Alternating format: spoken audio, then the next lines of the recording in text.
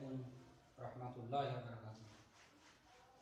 Mallikpur online school থেকে আমি মোহাম্মদ আবুল কালাম, সহকারী শিক্ষক, মল্লিকপুর বালিকা উচ্চ বিদ্যালয়।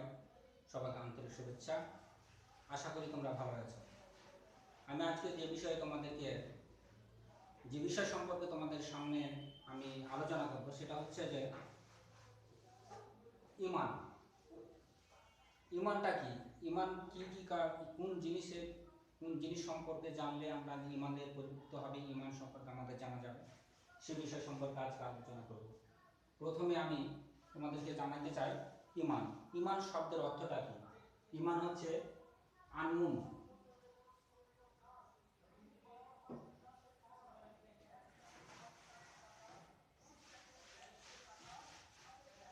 আননুন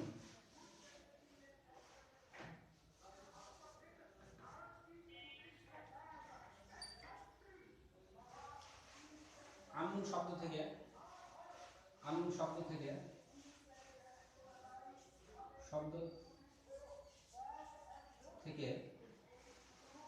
এর অর্থ হচ্ছে স্বীকার করে নেওয়া, অর্থাৎ আল্লাহকে এক বলে স্বীকার করে নেওয়া, স্বীকৃতি দেওয়া, বিশ্বাস স্থাপন করা, এর নাম হচ্ছে ইমান। ইমান এর সংজ্ঞা যদি আমরা জানতে চাই, ইমানটা কি, কাকে বলা হয়, তাহলে আমরা বুঝতে পারবো যে শরীয়তের পরিভাষায় আল্লাহর বিধিবিধান বিনা দ্বিধায় আল্লাহর বিধিবিধান মুখে স্বীকার করে নেওয়া, অন্তরে বিশ্বাস করা এবং তদনুযায়ী আমরা যদি বাস্তব জীবনে যদি আমরা পরিচালনা করতে পারি, এই তিনটার সমন্বয় হচ্ছে ইমান। যদি আমরা জানি ইমানটা সম্পর্কে যে তিনটা বিষয় আছে, একটা হচ্ছে মুখে স্বীকার করে নেওয়া,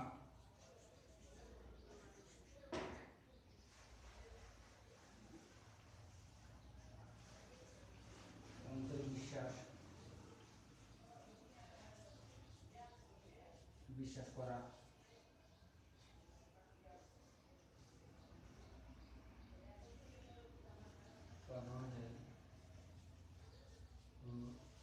যাই পালন করা।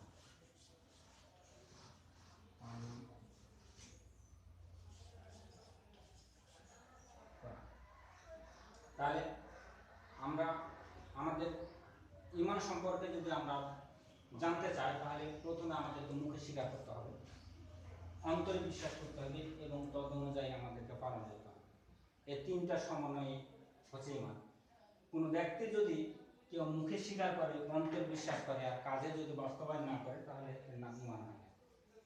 আবার কেউ যদি মুখে স্বীকার করে, অন্তরে বিশ্বাস করে, তিনটাই যদি সে সমন্বয় যদি বাস্তবায়ন করতে পারে, তাহলে তিনটার সমন্বয় হবে ইমান। যে কোনো একটা বিষয়ে যদি সে বিশ্বাস না করে, দুটার প্রতি যদি সে বিশ্বাস করে, তাহলে তাকে ইমান বলা যাবে না।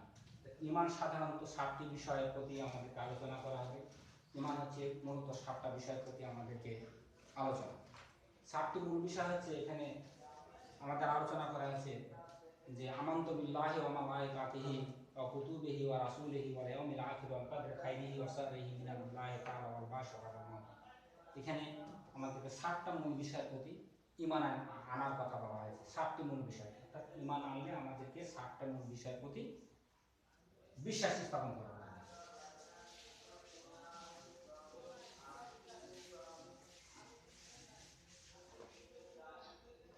ঈমানের সাথে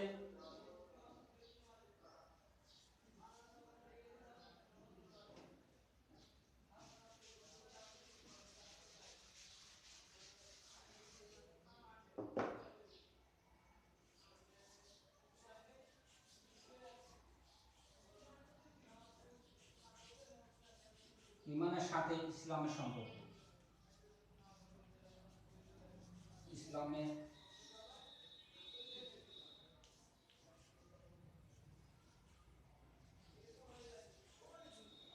ঈমানের সাথে ইসলামের সম্পর্ক। ঈমান অর্থ হচ্ছে বিশ্বাস, কারণ আল্লাহকে এক বলে স্বীকার করে নেওয়া, আল্লাহর হুকুম আহকাম বিধিবিধান মেনে নেওয়া, এটা হচ্ছে ইসলাম, এটা হচ্ছে ঈমান। আর ইসলাম শব্দের অর্থ হচ্ছে আত্মসমর্পণ করা, শান্তির পথে চলা। আমরা জানি যে ঈমান শব্দের অর্থ হচ্ছে আল্লাহকে এক বলে স্বীকার করে নেওয়া, আর ইসলাম শব্দের অর্থ হচ্ছে আত্মসমর্পণ করা, মানে আল্লাহর যাবতীয় গুণাবলী, আল্লাহর নিয়মকানুন, আকীদা সব কিছু বিনা দ্বিধায় বিনা বাধায় আমাদেরকে কী করতে হবে, পূর্ণাঙ্গরূপে আত্মসমর্পণ করার নামই হচ্ছে ইসলাম। তবে ঈমানের সাথে ইসলামের একটা সম্পর্ক আছে। ঈমানের সাথে ইসলামের একটা সম্পর্ক হচ্ছে অবিচ্ছেদ্য। যেমন ঈমানের সাথে ইসলামের একটা সম্পর্ক একটা গাছের সাথে তুলনা করা হয়েছে। যেমন এখানে মূল মূল মূল এটা হচ্ছে ঈমান।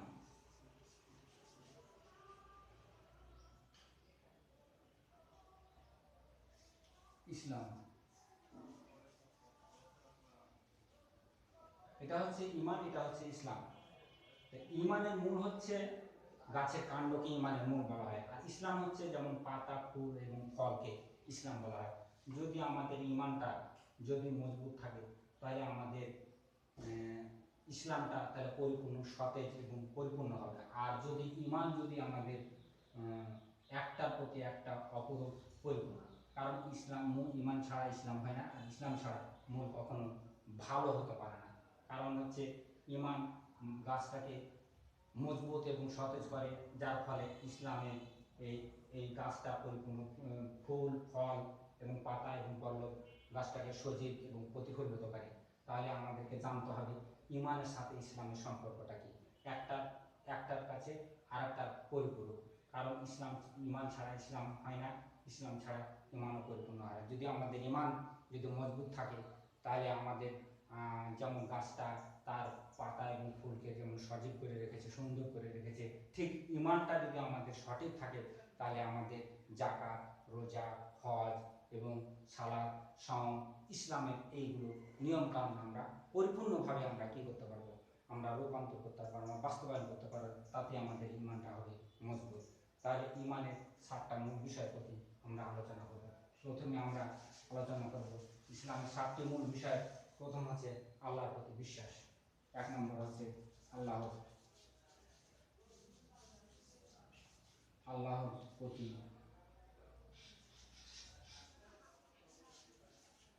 প্রতি বিশ্বাস, অর্থাৎ হচ্ছে আল্লাহকে এক বলে স্বীকার করে না।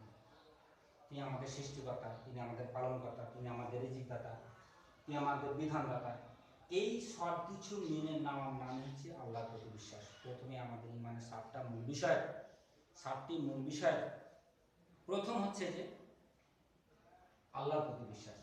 যদি আল্লাহর প্রতি আমাদের যদি বিশ্বাস থাকে তাহলে তাকে সৃষ্টিকর্তা, তাকে বিধানদাতা, তাকে রিজিকদাতা, তাকে পালনকর্তা, তিনি ইবাদতের একমাত্র যোগ্য, এই সত্তা হিসাবে বিশ্বাস করার নামই হচ্ছে আল্লাহর প্রতি বিশ্বাস।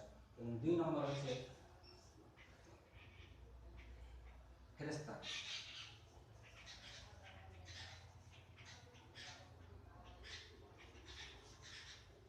ফেরেশতাদের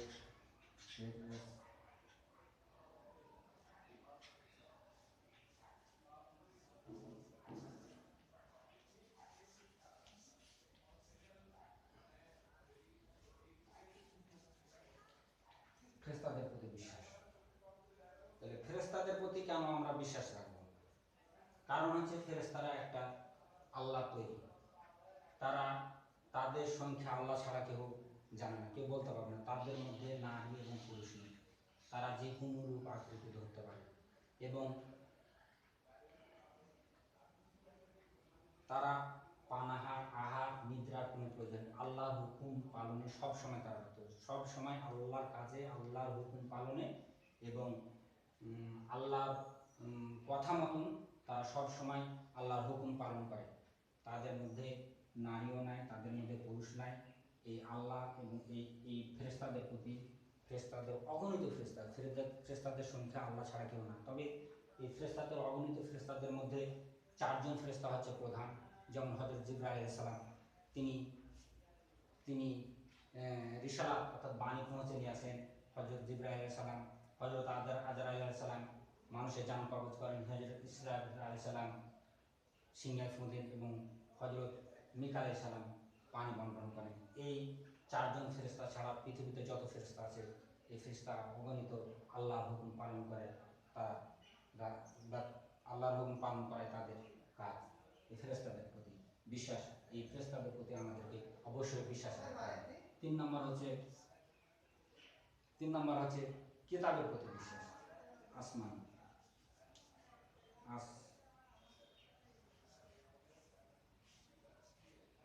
কিতাব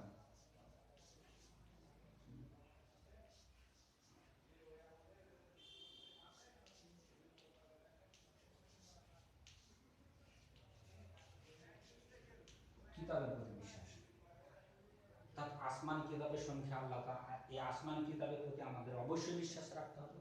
কারণ মানুষের সঠিক পথ প্রদর্শনের জন্য আল্লাহর পক্ষ থেকে নবী রাসূলের মাধ্যমে যে কিতাবগুলো আসছিল সেগুলোর সংখ্যা হচ্ছে 104টে। তার মধ্যে হচ্ছে 4খানা প্রধান, বা এই প্রধান 4খানাকে প্রসিদ্ধ কিতাব বলা হয় এবং 100খানাকে সহিফা কিতাব বলা হয়। এই কিতাবের প্রতি আমাদেরকে অবশ্যই বিশ্বাস রাখতে হবে, কারণ মানুষ সঠিক পথ প্রদর্শনের জন্য কিতাব অনুযায়ী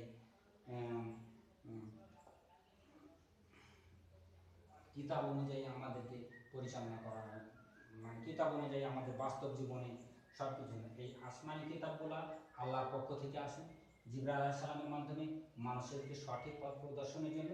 এই কিতাবগুলো যে মানুষের নিকট জিবরাইল আলাইহিস সালামের মাধ্যমে যে পাঠিয়েছেন তারই রূপ এবং বাস্তবায়নে যদি আমাদের জীবনটা পরিচালনা করতে পারি তাহলে আমাদের জীবন ইমানের সাথে তাহলে আমাদের সম্পর্কটা ভালো হবে এবং আমাদের ভবিষ্যৎ জীবন ভালো হবে।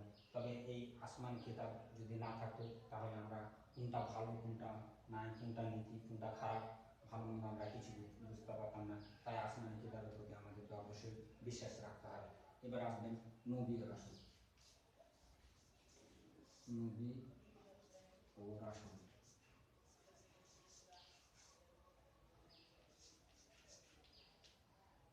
বিশ্বাস, নবী এবং রাসূলগণের প্রতি বিশ্বাস রাখতে হবে। ইসলামের 7টা মূল বিষয়ের প্রতি ঈমান আনতে হলে এই 7টা মূল বিষয়ের প্রতি ঈমান আনতে হবে। তার মধ্যে 4র্থ নম্বর হচ্ছে নবী এবং রাসূলের প্রতি বিশ্বাস।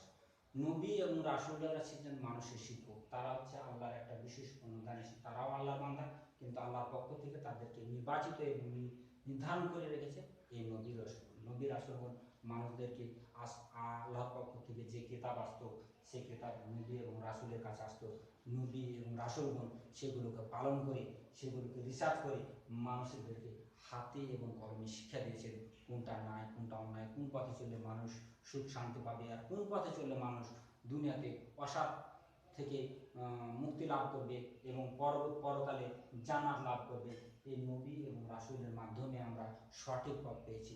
নবী রাসূল যদি আমাদেরকে হাতে কলমে শিক্ষা না দিতেন তাহলে আমরা কখনো কোনটা ভালো কোনটা মন্দ, কোনটা নাই কোনটা নীতি কোনটা অন্যায় আমরা কিছু বুঝতাম না। তাহলে অবশ্যই রাসূলরা ছিলেন নিষ্পাপ, তারা সত্যের পথে আমাদেরকে পথ দেখিয়েছেন, মিথ্যার পথ থেকে বাতিল করার জন্য তিনি আমাদেরকে বলে দিয়েছেন। তাহলে আমাদেরকে এই নবী এবং রাসূলের প্রতি আমাদেরকে অবশ্যই বিশ্বাস রাখতে হবে। এই হলো 4 নম্বর। 5 নম্বর হচ্ছে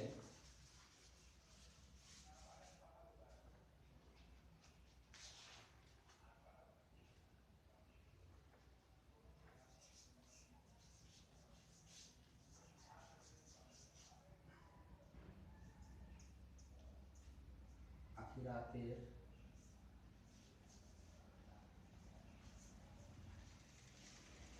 প্রতি বিশ্বাস। আখিরাতের প্রতি বিশ্বাস রাখতে হবে, অর্থাৎ নবী রাসূলের পর আখিরাতের প্রতি যেমন ইসলামের যে 7টা মূল বিষয় আছে, ঈমান আনলে ইসলামের 7টি মূল বিষয়ের প্রতি যে আমাদেরকে অবশ্যই ঈমান থাকতে হবে, না হলে কোনো একটার প্রতি ঈমান আনবো অন্যটার প্রতি ঈমান আনবো না, তাহলে তাকে মুমিন অথবা তাকে সে প্রকৃত তাকে ঈমানদার বলা যাবে না। তাহলে 5 নম্বর হচ্ছে আখিরাতের প্রতি হচ্ছে বিশ্বাস রাখে, অর্থাৎ আখিরাত মানে হচ্ছে পরকাল। মানুষের দুনিয়ার সুখ শান্তি লাভের জন্য আখিরাতে যে আল্লাহ পাক মানুষের প্রত্যেকটি মানুষের মৃত্যুর পর তার দুনিয়াতে বেঁচে থাকা অবস্থায় যেসব কাজ কর্ম করেছেন, মরে যাওয়ার পর প্রত্যেকটা মানুষকে আখিরাতে তার কৃতকর্মের জবাবদিহি করতে হবে। এই আখিরাতের প্রতি আমাদেরকে বিশ্বাস রাখতে হবে, কারণ আখিরাতে যদি আমরা পরিত্রাণ পাই, কবর, হাসর, কিয়ামত, ফুলসেরা, জান্নাত, জাহান্নাম, এইগুলোর প্রতি আমাদেরকে অবশ্যই বিশ্বাস রাখতে হবে। কারণ হচ্ছে এই আখিরাতের জীবনের কার্যক্রমের এই দুনিয়াতে বেঁচে থাকা অবস্থায় আমরা যে রাসূলুল্লাহ সাল্লাল্লাহু আলাইহি ওয়াসাল্লাম যে নবীর আশীর্বাদ যে আমাদেরকে হাতে কলমে দুনিয়াতে বেঁচে থাকা অবস্থায় আমাদেরকে যে সৎ পথে চলার, অন্যায় পথ থেকে চলার যে কথাগুলো শিখিয়েছেন, যেগুলো উপদেশ দিয়েছেন, সেগুলো যদি আমরা বাস্তবে পরিচালনা করতে পারি, তাহলে আখিরাতে আমাদেরকে ভালো ভালো পথ দেখাবে। আর যদি আমরা রাসূলের নির্দেশিত পথ যদি চলতে না পারি, তাহলে আখিরাতে আমরা প্রত্যেকটা আমল, সেদিন আমাদের আমলের হিসাব দেওয়া হবে, আমাদের জীবনের হিসাব দেওয়া হবে, আমাদের কৃতকর্মের হিসাব দেওয়া হবে। এই আখিরাতের প্রতি আমাদেরকে অবশ্যই, যদি আমরা ভালো কাজ করি, তাহলে আখিরাতের পর্যায়গুলো আমরা সঠিকভাবে পরিচালনা করতে পারবো, সঠিকভাবে আমরা পার হতে পারবো, তাহলে আমাদের পরম সুখ শান্তি জান্নাত লাভ করতে হবে। আর যদি নবী রাসূলকে যদি না মানি, নবী রাসূলের নির্দেশিত পথে যদি আমরা না চলি, তাহলে আখিরাতের প্রতি আমাদের যে পর্যায়ক্রমে যে স্তরগুলো আছে, কিয়ামত, হাসর, মিজান, জান্নাত, জাহান্নাম, তাহলে আমরা কখনো পরিত্রাণ পাবো না, তাহলে আমাদেরকে অবশ্যই জাহান্নামে পড়তে হবে। তারপর আছে 6 নম্বর আছে তাকদীর।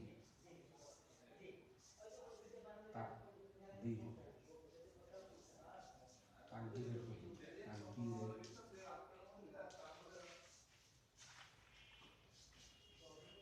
বিশ্বাস। তাকদীর শব্দের অর্থ হচ্ছে ভাগ্য। তাকদীর শব্দের অর্থ হচ্ছে নির্ধারণ করা, নির্বাচিত করা, নির্ধারণ করে দেওয়া। অর্থাৎ আল্লাহ পাক মানুষকে যে দুনিয়াতে পাঠাচ্ছেন তার কৃতকর্মের জন্য, তার ভাগ্য নির্বাচন করার জন্য, এই ভাগ্যের উপরে আল্লাহ আমাদেরকে কি করতে হবে, আমাদেরকে সঠিক কাজ করতে হবে, এবং আর ফলাফলের জন্য আল্লাহর প্রতি আমাদেরকে বিশ্বাস রাখতে হবে। যে কোনো কাজ করলে, যেমন আল্লাহর নির্দেশিত পথ, আমরা যদি ভালো কাজ করি, ভালো কাজে যদি ফলাফল পাই, ফলাফল আল্লাহর কাছে শুকরিয়া আদায় করতে হবে। আর যদি ভালো কাজের ফলাফল না পাই, তাহলে আমাদেরকে কী করতে হবে, ধৈর্য ধারণ করতে হবে। এই তাকদীরের প্রতি আমরা আল্লাহর প্রতি কী করবো, বিশ্বাস রাখবো। রাসূলুল্লাহ সাল্লাল্লাহু আলাইহি ওয়াসাল্লামের প্রতি বিশ্বাস রাখবো। যদি রাসূলুল্লাহ সাল্লাল্লাহু আলাইহি ওয়াসাল্লামের প্রতি যদি বিশ্বাস রাখি, রাসূলুল্লাহ সাল্লাল্লাহু আলাইহি ওয়াসাল্লামের প্রতি যদি আমরা নির্দেশিত পথ যদি অবলম্বন করতে পারি, তাহলে আমরা পরবর্তীতে আল্লাহর কাছে আমরা আমাদের কাজ করে যাব, এবং পরবর্তীতে এই কাজের ফায়সালা আল্লাহর উপর, অর্থাৎ তাকদীরের প্রতি আমরা বিশ্বাস রাখবো। তাকদীর যদি আমাদেরকে ভালো কাজ করতে পারে, তাহলে আমরা জান্নাত লাভ করবো। আর তাকদীরের প্রতি আমাদেরকে অবশ্যই বিশ্বাস রাখতে হবে। এরপর হচ্ছে আপনার হচ্ছে পুনরুত্থান।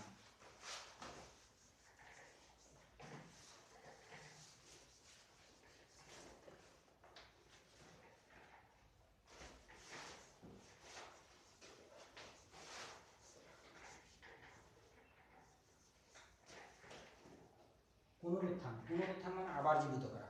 পুনরুত্থান হচ্ছে আবার জীবিত করা। মানুষ যখন দুনিয়া থেকে যখন ইহকাল ত্যাগ করে যখন পরলোকে গমন করবে, অর্থাৎ এই জীবন শেষ করে যখন পরবর্তী জীবন শেষ করবে, তখন মানুষকে তাকে আবার জীবিত করা হবে। এই জীবিত করার নামই হচ্ছে কি পুনরুত্থান। পুনরুত্থানের প্রতি আমাদেরকে অবশ্যই বিশ্বাস স্থাপন করতে হবে, কারণ মানুষকে দুনিয়াতে থাকা অবস্থায় তার প্রত্যেকটা কাজের হিসাব এই পুনরুত্থানে তাকে হিসাব দিতে হবে।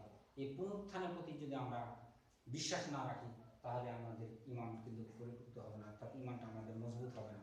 তাই আমাদেরকে অবশ্যই পুনরুত্থানের প্রতি বিশ্বাস রাখতে হবে। প্রত্যেকটা কাজে ইহকাল পরকাল, আমাদের ইহকালে জীবনে যেসব কাজকর্ম করেছি, যেসব রাসূল এবং হাদিসের অনুযায়ী যদি আমাদের বাস্তব জীবনে যদি আমরা রূপ ধারণ করতে পারি, তাহলে আমরা পুনরুত্থান, অর্থাৎ আবার আমাদেরকে জীবিত করবে। জীবিত করার পর প্রত্যেকটা মানুষের দুনিয়াতে আমলনামা সম্পর্কে তাদের সেদিন জিজ্ঞাসাবাদ করা হবে। জিজ্ঞাসিত করার পর তাদেরকে এই পুনরুত্থানে উপস্থাপন করা হবে, কিয়ামতের এবং হাসরের ময়দানে তাদেরকে প্রত্যেকটা কাজের হিসাবে তাকে হিসাব দেওয়া হবে। এই পুনরুত্থানের প্রতি আমাদেরকে অবশ্যই বিশ্বাস রাখতে হবে। প্রিয় শিক্ষার্থী ভাই বোনরা, তাহলে আমি তোমাদেরকে যে ঈমান সম্পর্কে যে আমি তোমাদেরকে জ্ঞান দিলাম, অর্থাৎ ইমানটা কি, ইমান কি জিনিস, এই সম্পর্কে আমরা যে ইসলামের 7টা মূল। ইমান যখন আমরা বিশ্বাস করি, ইমান শব্দের অর্থ হচ্ছে বিশ্বাস করা। আর বিশ্বাস হচ্ছে কি 3টা, যেমন একটা হচ্ছে মুখে স্বীকার করা, অন্তরে বিশ্বাস এবং তদ অনুযায়ী কাজে বাস্তবায়ন করা। এই 3টার সমন্বয় হচ্ছে ইমান। আর ইমানটা যখন আমরা পরিযুক্ত করবো, তখন ইমানের 7টি মূল বিষয়ের প্রতি আমাদেরকে অবশ্যই, এই 7টি মূল বিষয় আমি তোমাদের কাছে আলোচনা করলাম। আশা করি তোমরা এই ইমানের 7টা মূল বিষয় তোমরা অবশ্যই ভালোভাবে শিখতে পেরেছো এবং ভালোভাবে জানবে এবং শিখবে এবং বলবে। আশা করি তোমরা ইমান সম্পর্কে তোমরা বুঝতে পেরেছো এবং জানলা অবশ্যই বাসায় তোমরা ভালোভাবে এই বিষয়ে তোমরা অবশ্যই সেটা সম্পর্কে তোমরা দেখবে এবং সেটা সম্পর্কে তোমরা জানবে। আশা করি এ পর্যন্ত। ঠিক আছে, সুস্থ থাকো, ভালো থাকো, এই বলে আমি আমার এই ক্লাসের মলিপুর অনলাইন স্কুল থেকে আমি তোমাদেরকে বিদায় নিচ্ছি। খোদা হাফেজ। আসসালামু আলাইকুম।